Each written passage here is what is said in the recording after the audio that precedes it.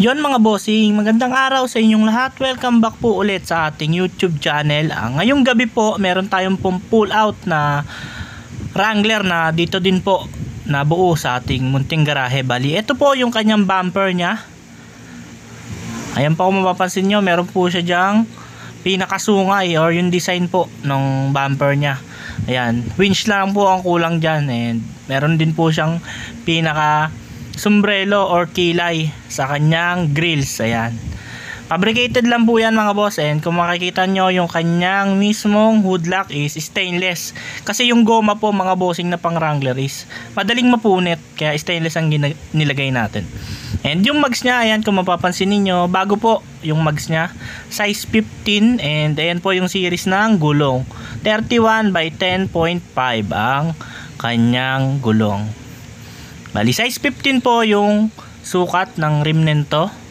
And kung mapapansin ninyo, madilim yung background kasi kauwi lang po natin. At buksan natin yung kanyang hood. Mamaya, papakita ko po sa inyo yung makina niya. Ayan, kung makikita nyo yung pintura, napakalinis. Ayan o. Kinang na kinang mga bossing. Kauwi lang kasi natin mga boss. And gabi na natin na videohan. Bali, ayan po yung battery niya. Bago po, 2SM. And ang makina pala nito mga bossing is 5K 4-speed ang transmission. Bali, may aircon po to, itong Wrangler na to. Ayan po yung kanya compressor ng para sa aircon, and then yung radiator. Ayan naman po yung kanyang mga aparato ng aircon. Bali, ayan po yung kanyang carburetor, air cleaner, hydrovac. Ayan po yung clutch assembly nya.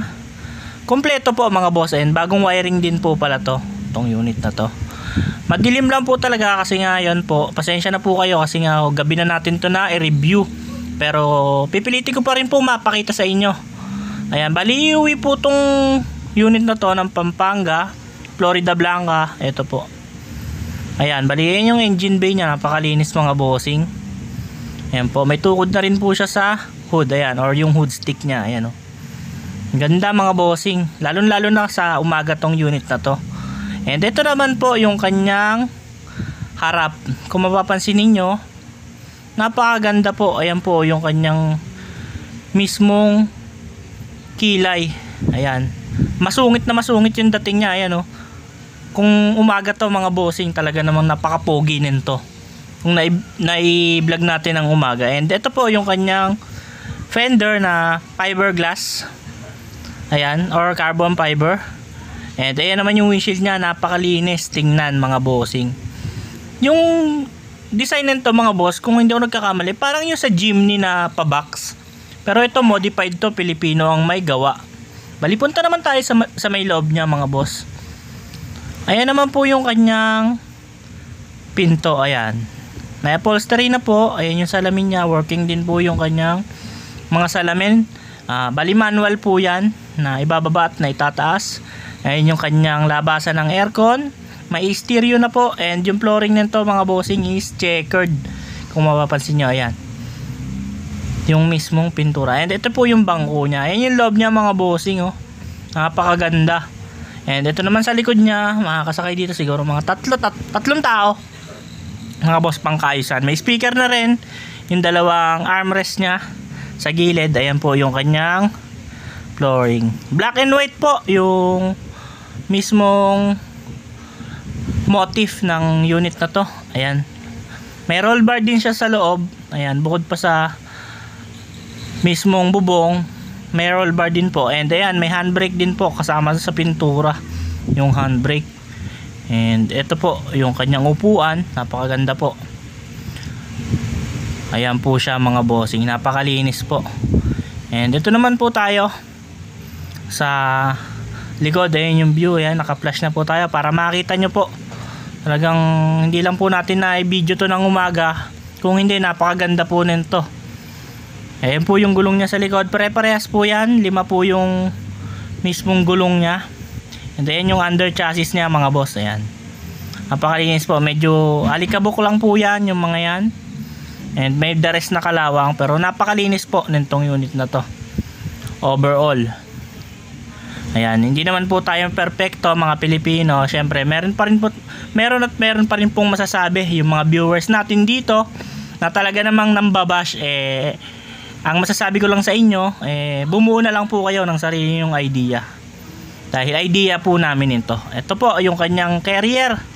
Ayan, Aerorack po. Talagang bagay na bagay. Kung mapapansin nyo nga mga bossing, kung yung video ko yung pang video ko, kung talagang maganda. Maganda po yung kalalabasan ng bidyong to. Simple lang po kasi yung ginagamit natin pang video. Bali, ayan po yung kanyang taillight. Simpleng-simple lang po. Ayan yung auto bumper niya sa likod. May tow hook mga boss. Ayan yung plaka sa ilalim. Ayan, fabricated din po yan yung likod na yan ha. Tayo lang din po ang umisip niyan. Nabubuksan din po yung likod nito. Ayan po. Tatakpan lang ng gulong. Ayan, na-open po yan. Ayan, nilagyan natin ng Jeep. Itong unit na to kung itatapat sa Jimny na Suzuki, siguro kasa maintain lang yung Jimny pero mas malupit to. Itong Wrangler na to. Sa pormahan lang mga bossing. Mamaya yung tindig niya makikita nyo ng buo. Bali dito naman po tayo sa kanyang driver side. Bali naka wood steering wheel. Ayan po yung mga pedal. Manual po yung transmission nito. Ayan, kaya tatlo po yung pedals niya. Ayan po yung kanyang steering wheel, wood. And yan yung kanyang center mirror. Ayan yung loob mga bossing. Ayan, gabi lang po talaga natin na videohan kung hindi napakaganda po nitong content na to. Ayan, gabi po kasi dumating yung may-ari. Ayan, at ayun nga po,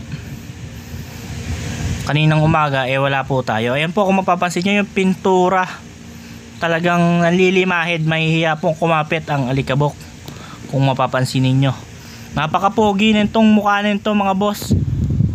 Kung itatapat nyo sa yun nga po yung mga Jimny na Suzuki. Ayan po, talagang ang kulang din nito is yung mismong decals nya. Talagang pogi na to. Ayan o, kung mapapansin ninyo mga bossing.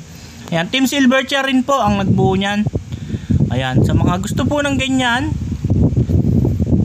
tawag lang po kayo sa number na nasa screen. Ayan, para mag-inquire. And pipin ko din po yung Facebook page namin.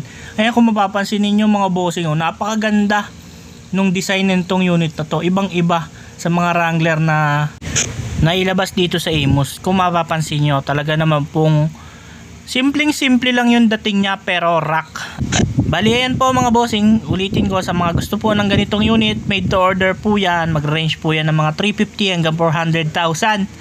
Ayan po, bali, tawag lang po kayo sa number na nasa screen. And ito po, ipipin ko ulit yung Facebook page namin para madali nyo kaming mahanap at makausap.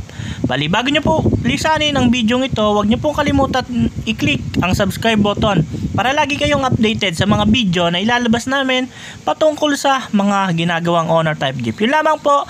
Thank you and God bless.